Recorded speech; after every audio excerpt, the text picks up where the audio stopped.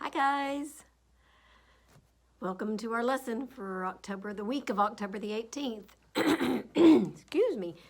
If you remember, this month we've been talking about God is the creator of everything. Our first week we talked about how God created the world, the earth and the land and the animals and all of that. Second week last week, we talked about the story of Job and how all of these bad things were happening to Job, and he was a good person who loved God and followed God and believed in God. But yet these things happened to him, and God reminded him that God, was the creator and that he had made everything and he knew what was going on and he was in control, and that we need to find peace and comfort and just trust him because he knows everything that's going on. He made it all. He created everything. And this week we're going to talk about a prophet in the Old Testament whose name is Elijah. And we're also going to talk about a king named Ahab. And this was a real evil king. And if you remember, prophets were people that God used to speak to his people. And we're going to talk about Ahab and Elijah and how he did that. Now, one thing I want to make sure you understand, though, is part of this discussion we're going to talk about Baal and how Ahab, the king, was encouraging some of the people to worship this idol called Baal. And I just want to kind of remind you that idols were things back in the Old Testament. It was real common for people to build a statue or something like that, and then they worshiped that statue. And the one that we're going to be talking about today is Baal. And he all the time, a lot of the time, it was just a statue that looked like a ram or a bull. So when you hear us talk about that in this story, when you hear me talk about that, it's going to be talking about a statue when we talk about Baal. And this story is found in 1 Kings 18, 16 through 39. So if you want to open to that, you can. And then we'll kind of go through the story. Good to see you guys today, and here we go. We'll talk about Elijah. Okay, let's talk about Elijah and the prophets of Baal. So when Ahab became king of Israel, he did more evil than all the kings before him, and Israel had had a bunch of evil kings. King Ahab not only turned away from God to worship Baal, but he encouraged the whole nation to do the same thing. That would be like our president trying to tell us to all worship this statue you see, something like it. People who refused to worship Baal were persecuted, they were treated badly, and they were driven out of the country. Every prophet of God who could be found was put to death. So Elijah comes to King Ahab with a message from God. And he tells them, he said, as the Lord God of Israel lives, there will not be dew or rain until I, God, say so. And what he's saying here is that he's not going to send any rain. They're not going to have any water, which means their crops won't grow. They won't have water to drink, things like that. For 3 whole years, no rain fell on the land of Israel.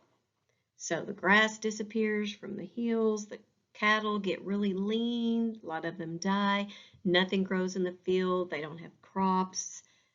So this meant that the people had less and less to eat.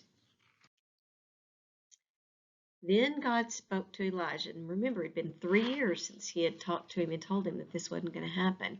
So then God talks to Elijah and tells him to go to Ahab, and then he would send rain on the earth. And what Elijah tells Ahab is that all of this is his fault because he hasn't been obeying God and he's been worshiping Baal.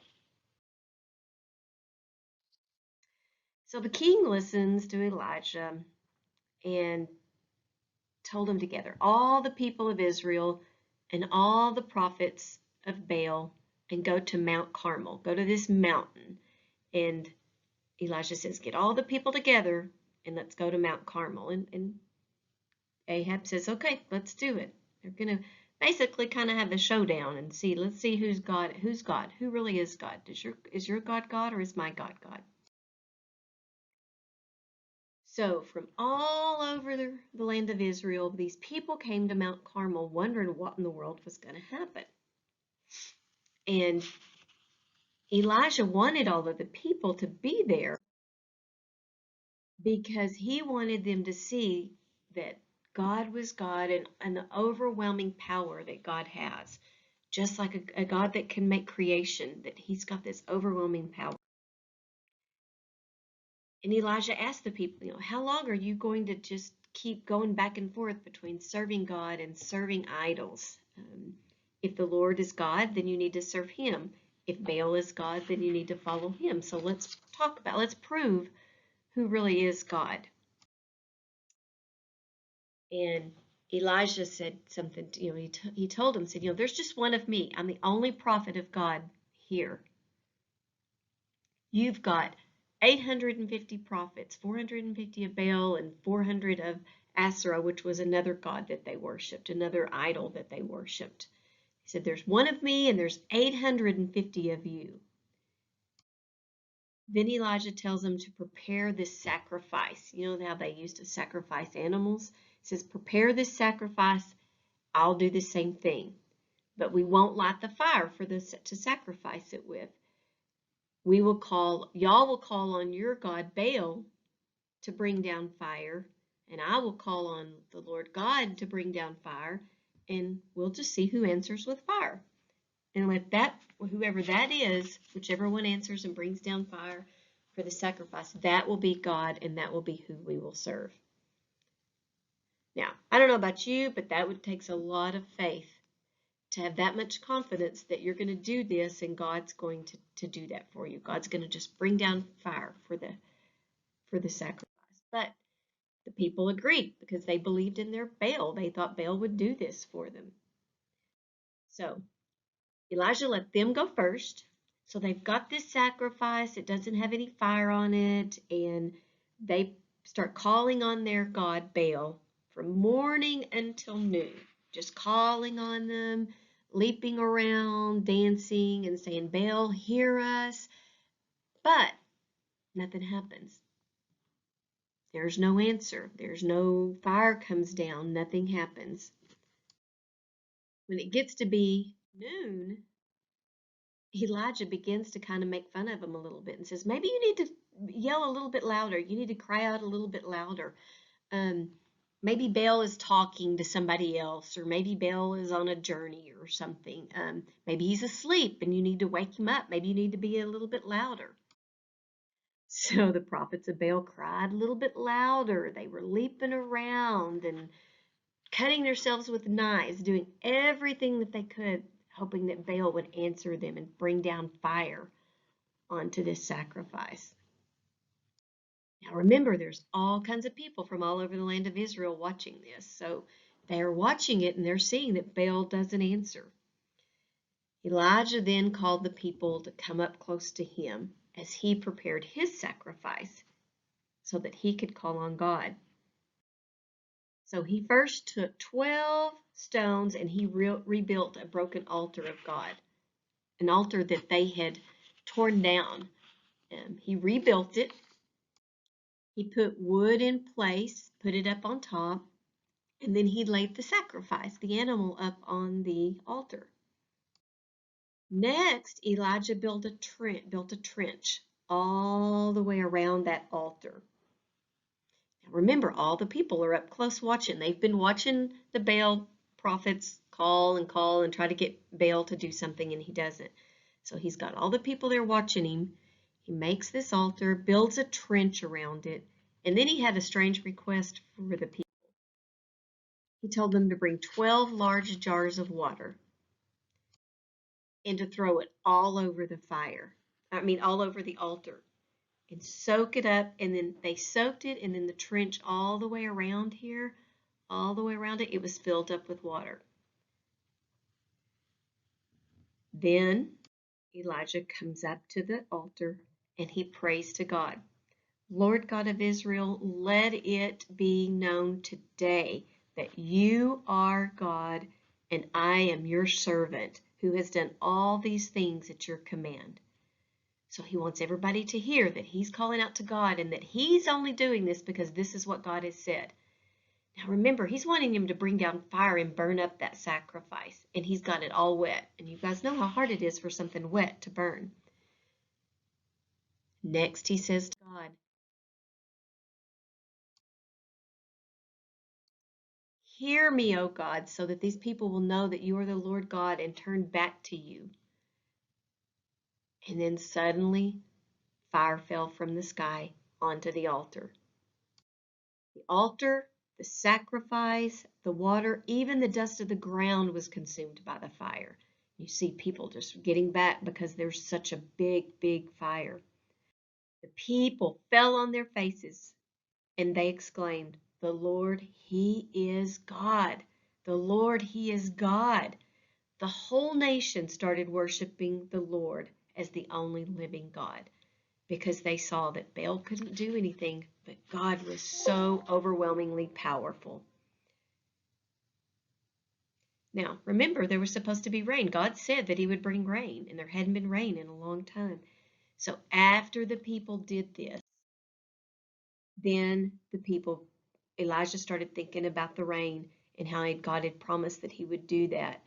So he goes out and he tells the servant, "Go look for clouds of rain." And said there wasn't anything, and the servant goes back and says, "No, there's not any clouds. There's not any clouds." And after 7 times, there was a small cloud that comes up. And what Elijah did was he went to Ahab, he sent his servant to King Ahab to tell him that rain was coming. The people had repented, they had turned back to God, and the Lord was going to bless them with rain once more so they could have food again. So that's our story. Now let's kind of go over real quickly what some of the main lesson points are. Ahab was one evil king of Israel in a long line of evil kings. There had been a whole bunch of them, but Ahab was the worst of all of them. And he and the prophet Elijah, they were kind of back and forth about Ahab's tendency to worship idols rather than worship God himself. And what happened was this disagreement culminated. It all came to head at Mount Carmel as those 850 prophets met Elijah on the top of the mountain to determine who it was that should be worshipped. Was it God or was it Baal? Elijah asked the people to choose, said, "You've got to decide. Who are you going to worship? You can't do both. You got to choose one." So they arranged this contest. They put the 2 sacrifices on the altar, but they didn't ignite them. They didn't light them with fire. Baal's prophets, 850 of them, would pray and pray and pray to their gods. And then Elijah, one person, would pray to God, his God. And whoever answered would be the one, whichever God answered would be the one that they would say would truly be God. So Baal's prophets went first. Didn't go very well. Nothing ever happened. They did for hours and hours. And Elijah even began to make fun of them. But no matter how hard they tried, no matter what they did, their gods didn't answer. But Elijah goes up and he not only builds his altar, but he digs a trench, has them soak it in water multiple times, and then he prays, asking God to show the people who truly was God. And the Lord answered, God answered, and fire fell from the sky, burned up not only the sacrifice, but the wood, the stones, the soil, and even the water. All of it was gone. So what happened there was the Lord proved that He truly was God. And then the people bowed down to Him. And because of that, they repented. They said they were wrong. He sent rain so that the drought ended. So, a few discussion questions, some things for you to think about. What's the craziest thing about this story to you? There's lots of crazy things in this story when I look at it. Question for you guys to talk about is, why would people worship something they created out of things God created? They're making this idol, this statue out of things God created, and instead of worshiping God, they're worshiping the statue, the thing that they made out of things God created. What are some things that we give our hearts and our time to that are not God? Maybe it's sports, baseball, football. Sometimes as adults, parents, maybe we give our hearts and our times to our kids and we forget about God. We worship our kids instead of God. Maybe we worship our jobs, our TV, just things like that. What do we spend our time with? What do you spend your time with instead of God? And then the last thing I want you to think about is, how do you think God feels about us choosing these things over Him? Hope you enjoyed the story. It's a really good story with a lot of things to talk about. You guys can pause the video and take some time to discuss these questions. You guys have a great week. Talk to you soon. Bye-bye.